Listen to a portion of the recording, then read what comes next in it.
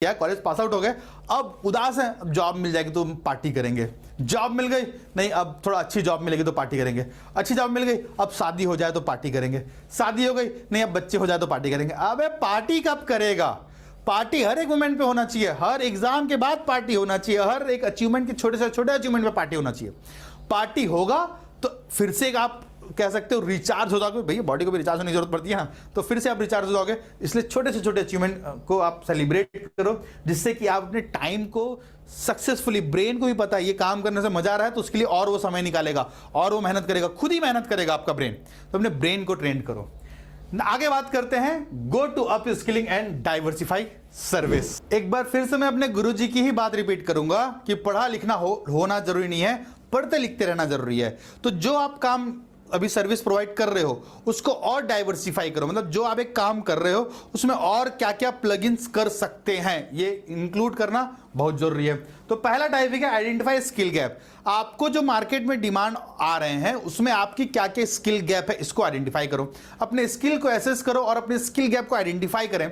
जानकारी रखें कि इंडस्ट्री में कौन से स्किल अभी डिमांड पे है। सेकेंड है कंटिन्यूअस लर्निंग, लगातार सीखते रहो, पढ़ते लिखते रहना जरूरी है। प्रोफेशनल डेवलपमेंट में आप अपने आप को इंगेज करें, वेबिनार्स, ऑनलाइन कोर्स और वर्कशॉप में ज्वाइन करें जिस तरीके से आपने किया है, बहुत अच्छा पार्टिसिपेशन है आपका, इसमें आपको और सीखते आगे बढ़ते रहना है। थर्ड है इन्वेस्ट इन क्वालिटी कोर्सेज। देखो कोर्सेज बहुत सारे हैं, बहुत सारे जगह से मिलेगा। मैं कुछ दिन पहले वो देख रहा था यूडमी, तो यूडमी में लाखों कोर्स है लेकिन क्वालिटी चवन्नी में नहीं है, सर्विस नाम की 0 सन्नाटा है। तो इसलिए इन्वेस्ट करने से पहले एनालिसिस करें कि आपको वो हैंड होल्डिंग सपोर्ट दे पाएंगे कि नहीं, कि हाई क्वालिटी कोर्सेज में इन्वेस्ट करें। Online platform, institution, certification course जो इंडस्ट्री में वैल्यू करता हो वही इंगेज करें।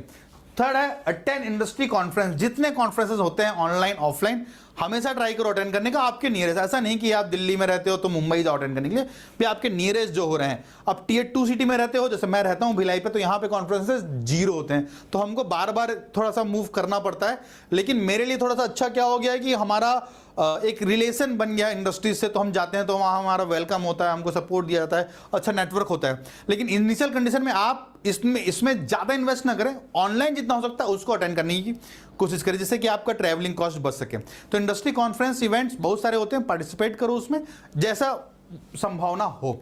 नेक्स्ट है ज्वाइन प्रोफेशनल एसोसिएट। बहुत सारे टाइप के एसोसिएशंस होते हैं, जब अपने फील्ड में आप प्रोफेशनल एसोसिएशन में ज्वाइन करें, जैसे कि एक वाटर प्रूफिंग एसोसिएशन रिसेंटली हमने प्रमोट किया था।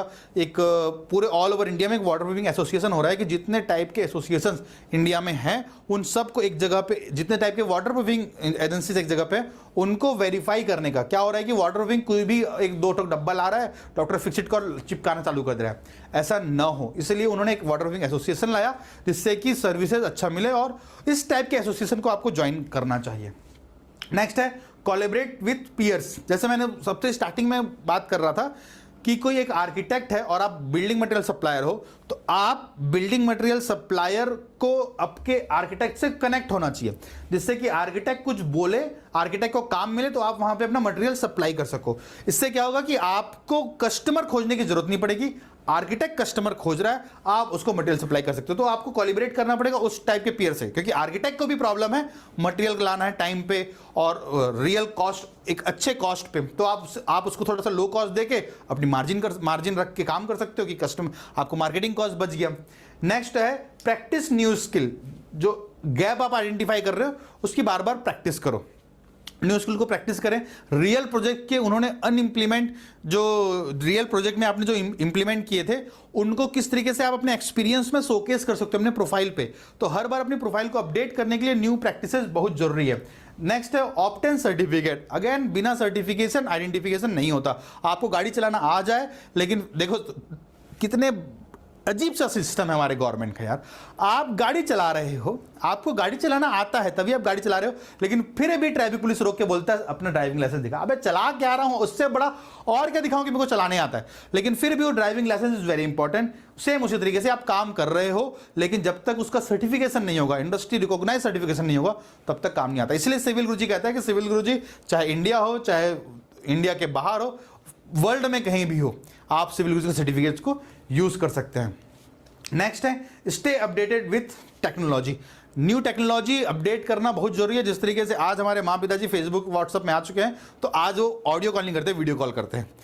तुमने टेक्नोलॉजी अडॉप्ट किया कि पहले हम झूठ बोल रहे थे, हाँ माँ बस निकला हूँ ऑफिस से पहुंच रहा हूँ, लेकिन अब वीडियो कॉल आता है तो तुमको दिख जाता है कि नहीं अभी भी ऑफिस में बैठे काम ही कर रहा है। तो टेक्नोलॉजी को अडॉप्ट करना बहुत जरूरी है। इससे एडवांस सॉफ्टवेयर और टूल्स को इस्तेमाल करके आप अपने समय को, आप अपने जो रिपोर्टिंग गैप्स है उसको बचा सकते हो।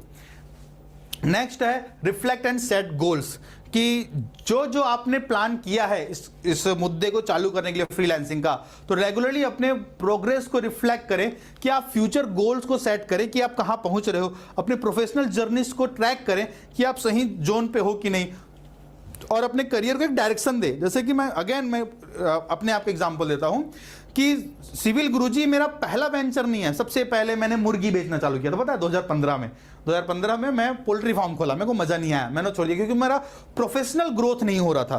पैसे आ रहे थे लेकिन मैं प्रोफेशनल जो जैसा मेरे को बनना था, ब्लेजर पहन के भाषण देना था मुझे, मैं पब्लिक स्पीकर बनना चाहता था, तो वहां से मेरे को मजा नहीं आ रहा था, मैंने उसको ड्रॉप किया। फिर 2017 में मैंने कंस्ट्रक्शन करना पैरेलली चालू किया एज अ फ्रीलांसर ही, लेकिन वहां भी मेरे को मजा नहीं आया क्योंकि मतलब सबका फॉटे अलग है ना। मेरे को सिर्फ पैसा नहीं, मेरे को अपनी पर्सनालिटी चाहिए, मेरे को एक प्रोफेशनल वर्क करना था। तो मैंने उसको अपने दोस्त को हैंडओवर किया, फिर से मैं जॉब करने लगा। फिर 2018 पे जब मुझे समझ आया नहीं यार ये गैप है जहां पे मैं अपने प्रोफेशनल करियर को ग्रो भी कर सकता हूं, मैं इंडस्ट्री छोड़ के नहीं जा रहा हूं, मैं हमेशा लर्निंग पे ही रहूंगा, मैं लोगों को सिखाती रहूंगा, मेरा नॉलेज भी बढ़ेगा, मेरी पर्सनालिटी भी बढ़ेगी।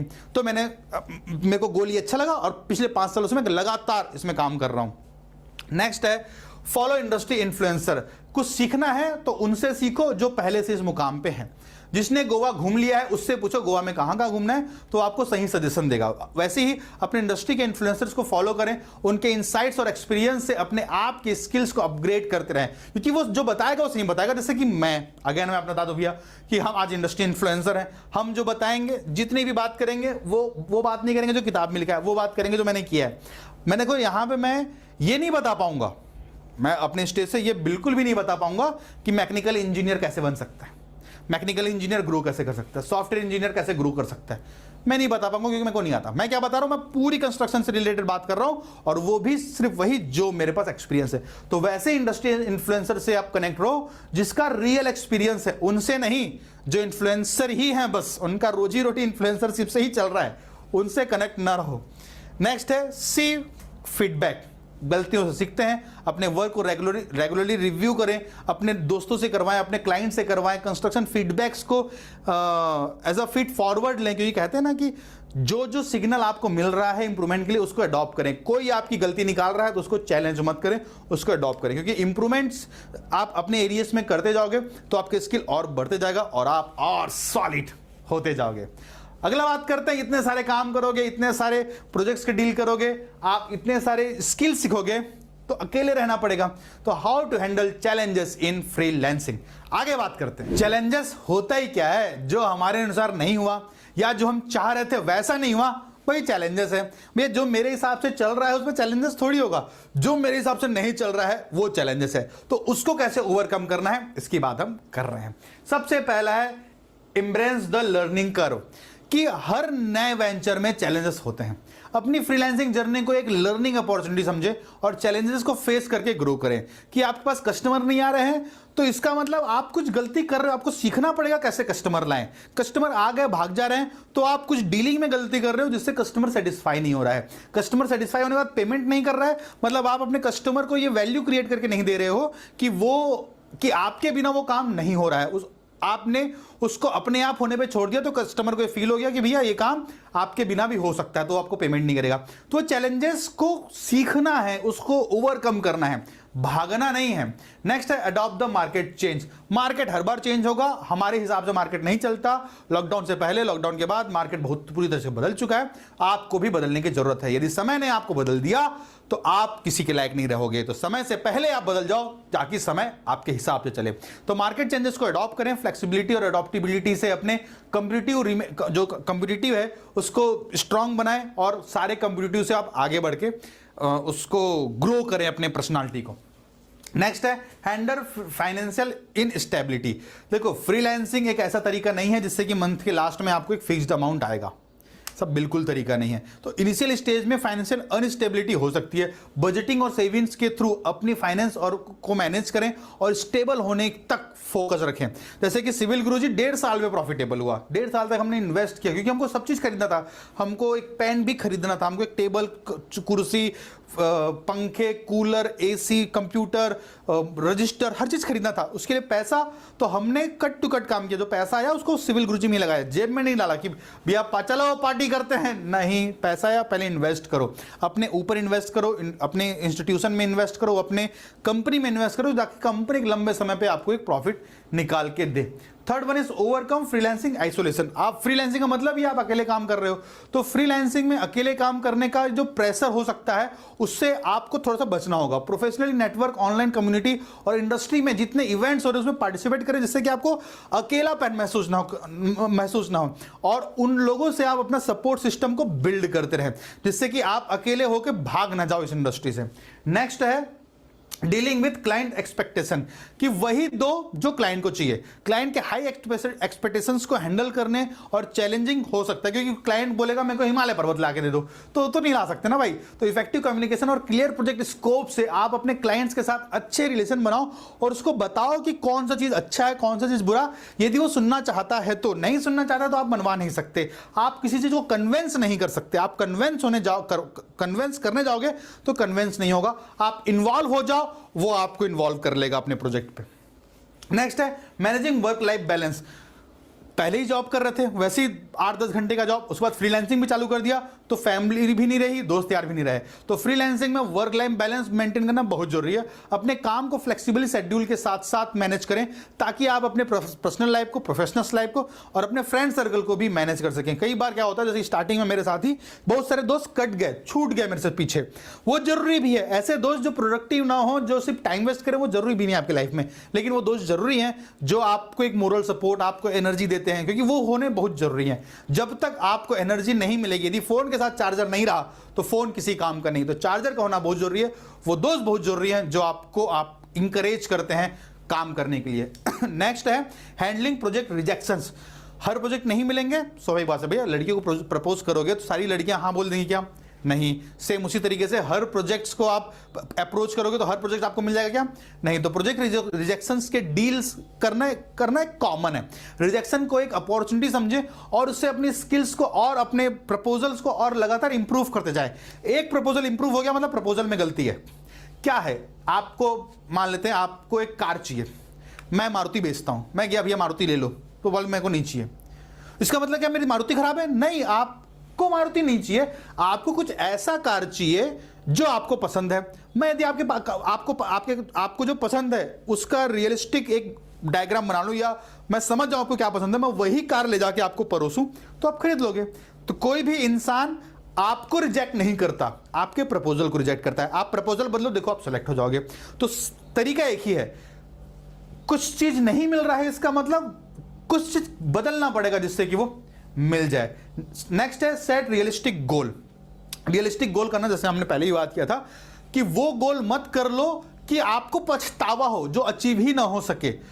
अनरियलिस्टिक गोल और रियलिस्टिक गोल का मतलब जितना आपने अचीव किया था उससे थोड़ा अबव अचीव करने की कोशिश करो। डबल, ट्रिपल, चौपल नहीं होता, वो अपने आप होता है। सिविल गुरुजी को 18,000 सब्सक्राइबर करने के लिए 3 साल लगे थे। 3 साल, 2018 से हमने यूट्यूब चैनल चालू किया था, 2018 से 2019, 2019 से 2020 2 साल लगे थे। 2020 जून तक 18,000 सब्सक्राइबर हुए थे मात्र, लेकिन 1 महीने पे ही 45,000 हो गए। उसके 1 महीने पे हमारा यूट्यूब हैक हो गया और हम फंस गए। फिर से हमारा 2-2, 500। फिर ऐसा कुछ वेव्स चला सिविल गुरुजी का कि अब हम 1.4 मिलियन यूट्यूब पे, 2 मिलियन फेसबुक पे, करीब 4 लाख 0.4 मिलियन इंस्टाग्राम पे हो चुके हैं। कैसे? ये एक समय पे समय होता है। अब मैं बोलूं कि नहीं अब मेरे को अचानक से 10 मिलियन कर देना है, नहीं होगा भाई। सब प्रोसेस है, ग्रेजुअली इंक्रीज होता है। हर साल 10% का इंक्रीमेंट होता है, 200-500% का इंक्रीमेंट नहीं होता। तो 10% की इंक्रीमेंट ग्रोथ से हम अपने जो आपका टारगेट है उसको अचीव करने की कोशिश करते रहें। नेक्स्ट है ओवरकमिंग बर्नआउट। थक ना जाना ब्रो, थक ना जाना। थक जाना बहुत बुरी चीज है। फ्रीलांसिंग में काम के प्रेशर से बर्नआउट का रीजन बहुत कॉमन है। रेगुलरली ब्रेक्स जरूरी है। सेल्फ केयर रूटीन बहुत जरूरी है। आप अपने लाइफ के लिए मतलब डेली रूटीन में अपने ऊपर भी एक समय इन्वेस्ट करो। लर्निंग पे तो करना ही है समय इन्वेस्ट, काम पे भी करना है समय इन्वेस्ट, लेकिन अपने ऊपर भी समय इन्वेस्ट करो अपनी फैमिली के साथ, जिससे आपको फील हो कि यार मैं जी रहा हूं, इन्हीं चीजों के लिए जी रहा हूं। नेक्स्ट है stay resilient and positive.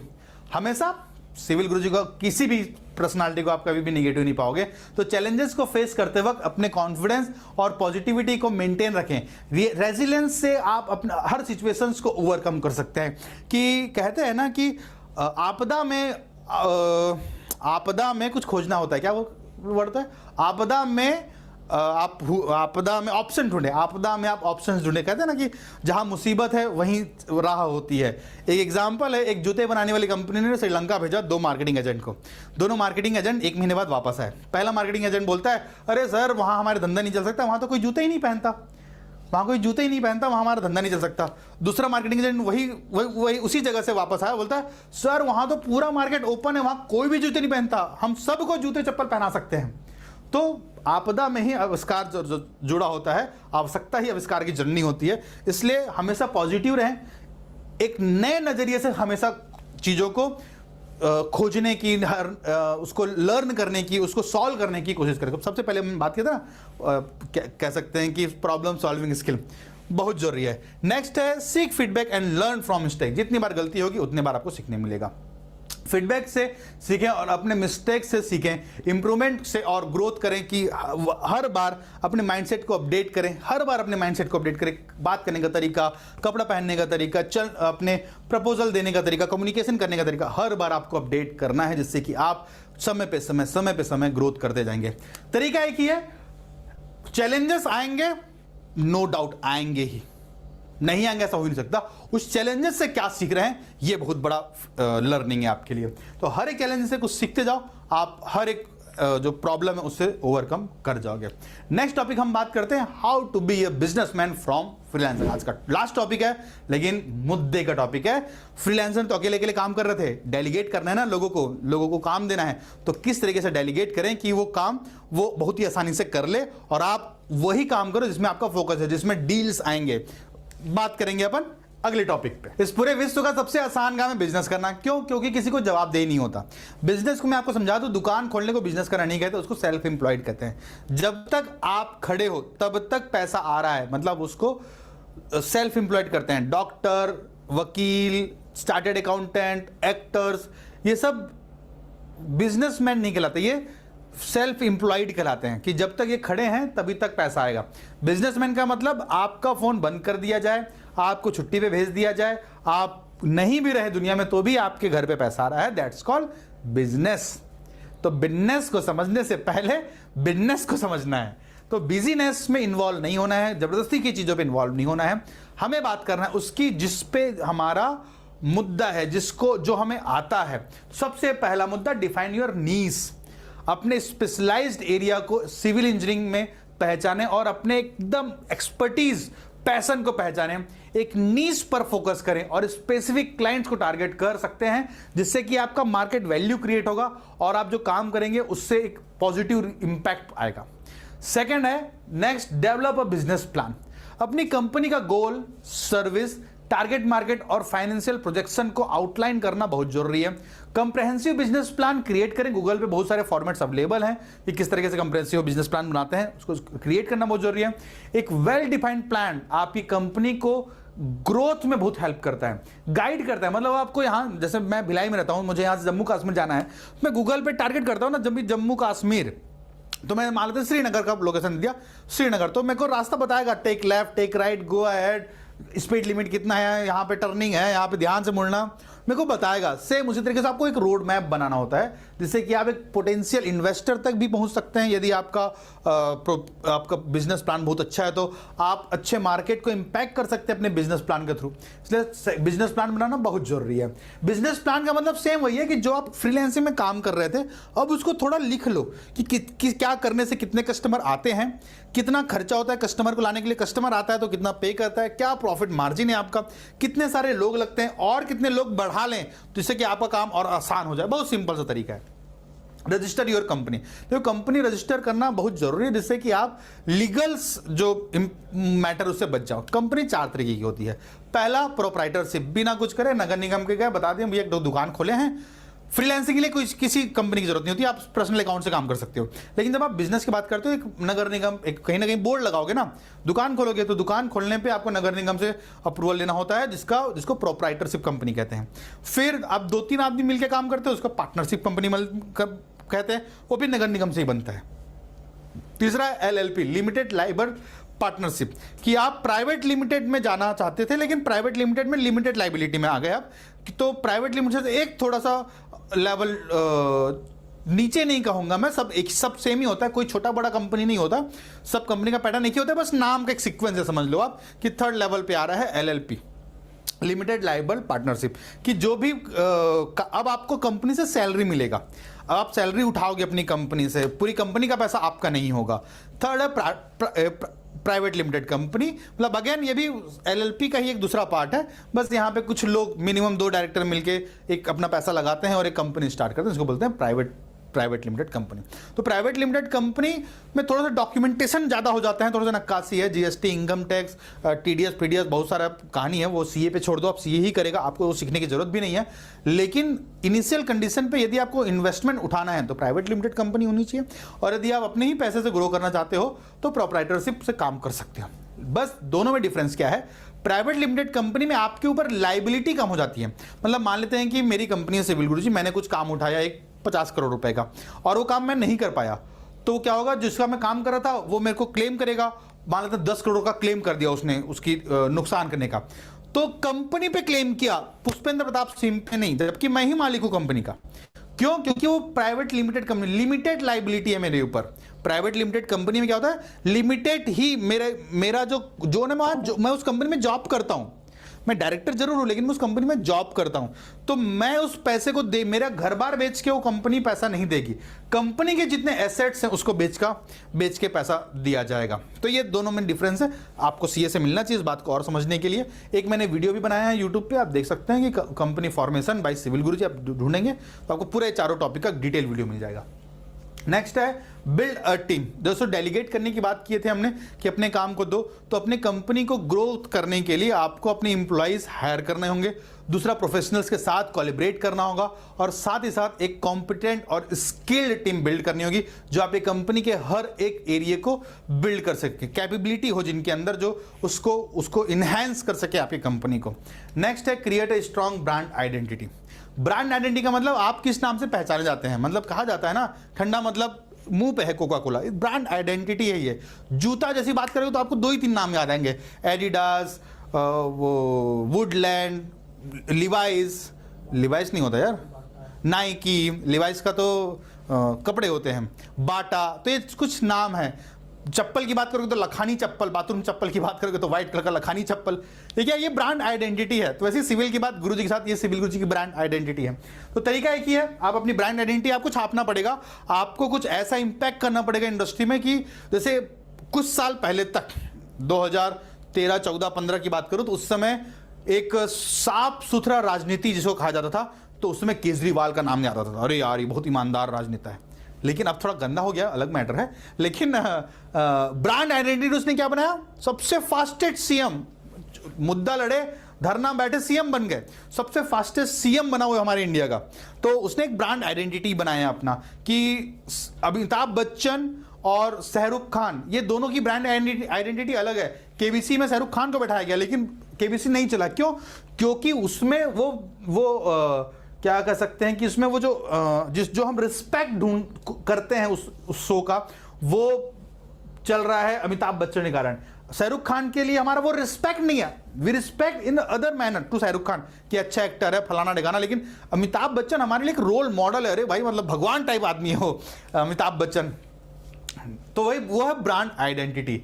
Next है स्टेबलाइज अ मार्केटिंग स्ट्रेटेजी। आपको मार्केट करना पड़ेगा, बिना मार्केट के सारे प्रोडक्ट खराब हैं। कितना भी अच्छा प्रोडक्ट हो, मार्केट नहीं करेंगे तो सड़ जाने वाला है। एक सड़ा हुआ आलू और एक सोने का आलू। सड़े हुए आलू को आप चिल्ला चिल्ला के बेचो, कोई ना कोई खरीदार मिल जाएगा। और एकदम सोने के आलू को आप तकिए के नीचे छुपा के रखो, कोई नहीं खरीदने वाला। तो अपने प्रोडक्ट को लोगों तक पहुंचाना पड़ेगा, तो आपको मार्केटिंग करना पड़ेगा, अपने टारगेट ऑडियंस तक पहुंचना और अब उसको सर्विस को प्रमोट करना ही मार्केटिंग स्ट्रेटेजी कहलाता है। Online marketing, social media, networking, इन अलग अलग तरीकों से आप अपनी लीड जनरेट कर सकते हो, जिसको आप अपने क्लाइंट्स को दे सकते हो। नेक्स्ट है provide exceptional services. Exceptional services मतलब high quality work, excellent customer services deliver करें, जिससे कि इंडस्ट्री में आपकी पॉजिटिव रेपुटेशंस बन सके, रेपुटेशंस बिल्ड हो सके।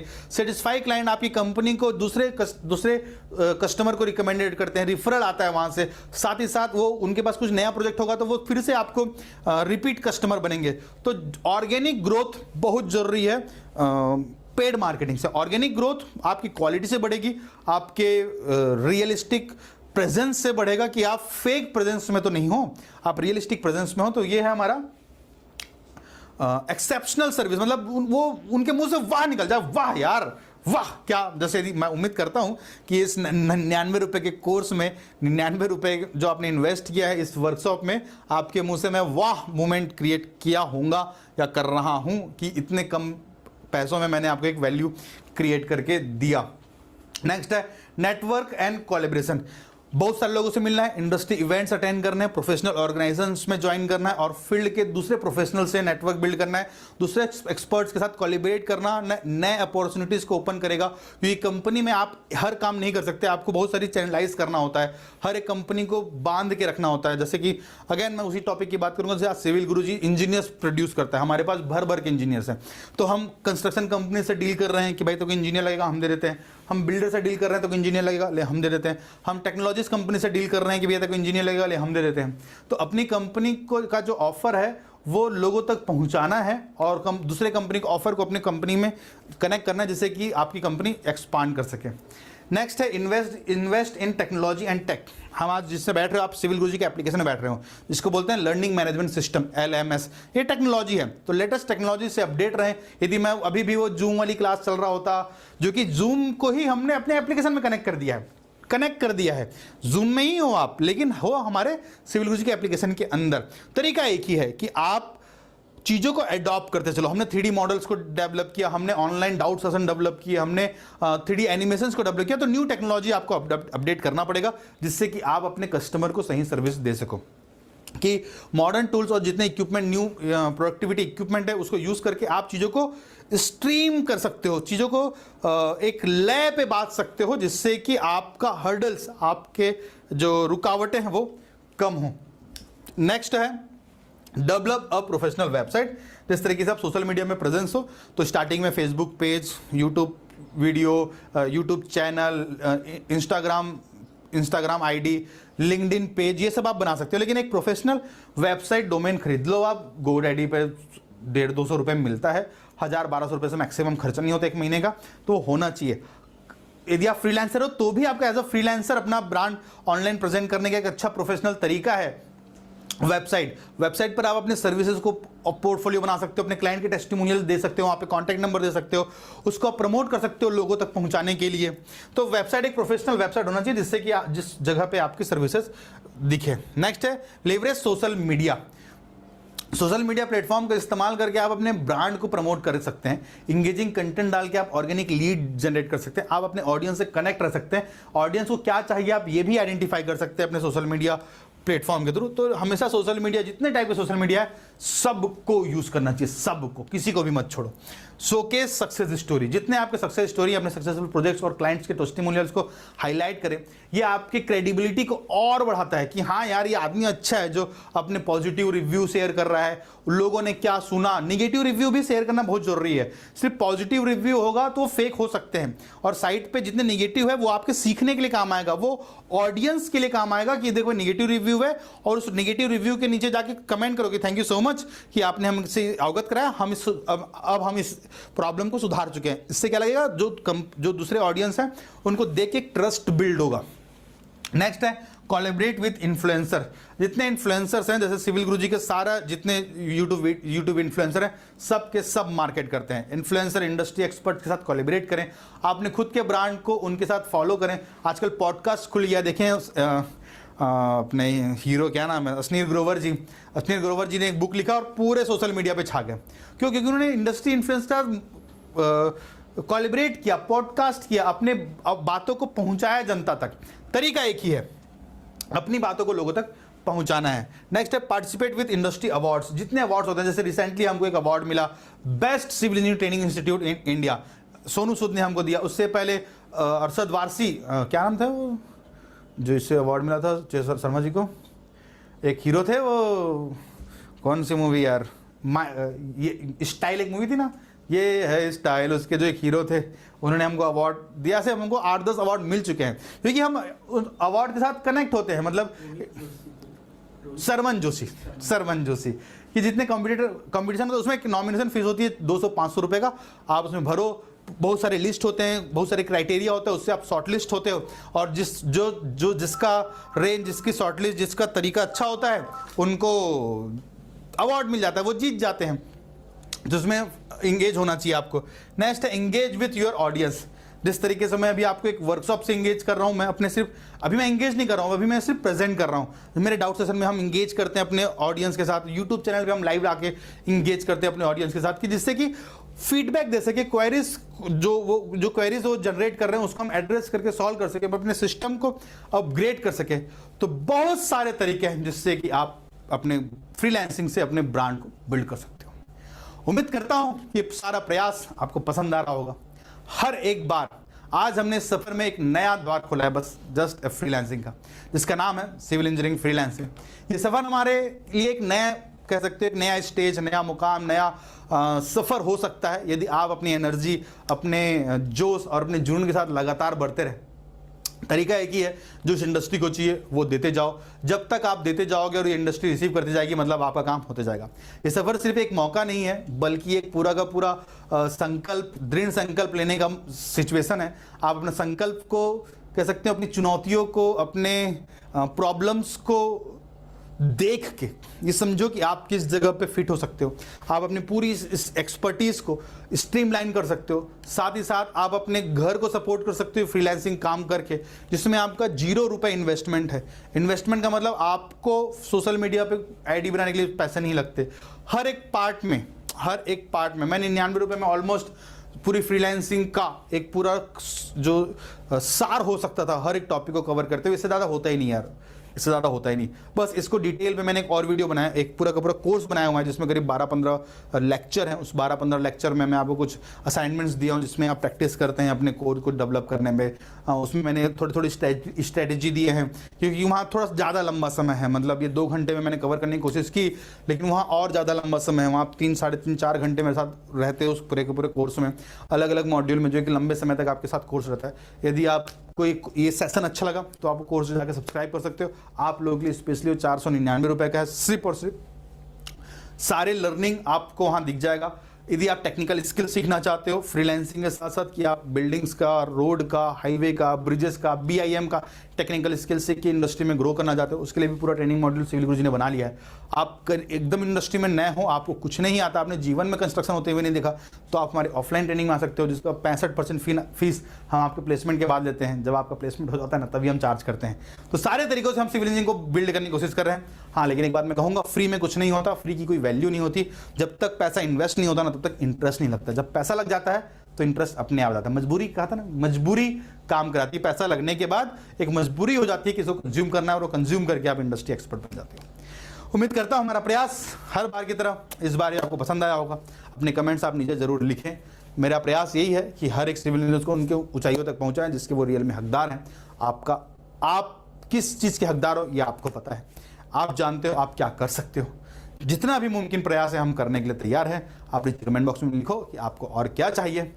मिलते हैं हमारे फ्रीलांसिंग के कोर्स में पूरे जोश और पूरे जुनून के साथ एक बार फिर से। तब तक के लिए जय हिंद, जय भारत।